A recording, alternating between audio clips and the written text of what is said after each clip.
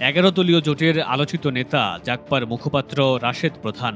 ভোটের মাঠে তার প্রভাব গৌণ হলেও মঞ্চে বিতর্কিত মন্তব্য করে প্রায় সমালোচনার জন্ম দেন এই তরুণ নেতা।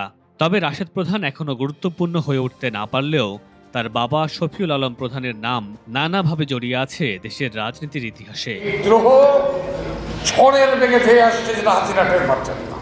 অনেকেই শফিউল আলম প্রধানকে আধিপত্যবাদ বিরোধী এবং গণতন্ত্র রক্ষার আন্দোলনে ২০ দলীয় জোটের অন্যতম রূপকার হিসেবে দেখেন। এছাড়া তিনি ছিলেন বীর মুক্তিযোদ্ধা এবং মুজিববাদী ছাত্রলীগের কেন্দ্রীয় সাধারণ সম্পাদক। কিন্তু ঢাকা বিশ্ববিদ্যালয়ের আলোচিত 7 মার্ডার ঘটনা তার সকল রাজনৈতিক অর্জন ম্লান করে দেয়।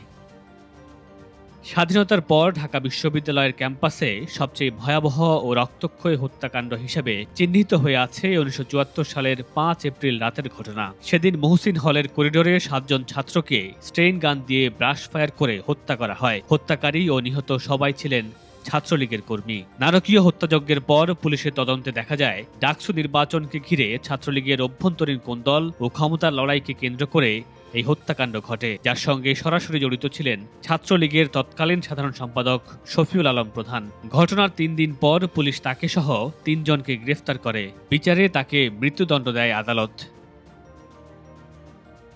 ১৯৭৫-এ ক্ষমতার পালাবদলে রাষ্ট্র ক্ষমতায় আসীন হন জিয়াউর রহমান। ফাঁসি কার্যকর করার আগেই ১৯৭৮ সালে জিয়াউর রহমান শফিউল আলম প্রধান সহ আসামিদের সাধারণ ক্ষমা দেখিয়ে মুক্তি দেন। আজীবন রাজনৈতিক মিত্রতার প্রতিশ্রুতির বিনিময়ে বেঁচে যান শফিউল আলম প্রধান। এরপর মৃত্যুর আগ পর্যন্ত বিএনপি ও বেগম খালেদা জিয়ার প্রতি কৃতজ্ঞ ছিলেন এই রাজনীতিবিদ। একসময় ছাত্রলীগের সাধারণ সম্পাদক হওয়ার পরেও জীবন রক্ষার কৃতজ্ঞতায় সবসময় আওয়ামী লীগ বিরোধী রাজনীতি করেছেন তিনি। ১৯৮০ সালে তিনি প্রতিষ্ঠা করেন নিজের রাজনৈতিক দল জাতীয় গণতান্ত্রিক পার্টি জাগপা, যার বর্তমান মুখপাত্র তার ছেলে রাশেদ প্রধান। শফিউল আলম প্রধান বিএনপির অনুগত হয়ে রাজনীতি করলেও রাশেদ প্রধান এখন বিএনপি বিদ্বেষী হিসেবেই পরিচিত।